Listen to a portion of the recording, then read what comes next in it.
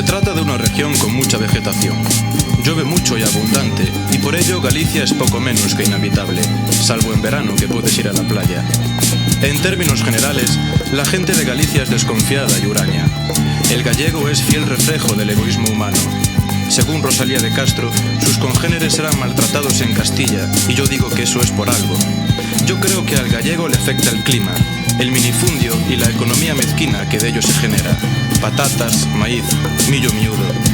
En definitiva, si consideramos a Galicia una región geográfica, esta es inhabitable por su altísima humedad y por la cantidad de barro y charcos que hay. Y si consideramos a Galicia una región humana de castas de gallegos, esta es igualmente inhabitable por la mezquindad de sus habitantes. En resumidas cuentas, Galicia es una mierda. Cantaré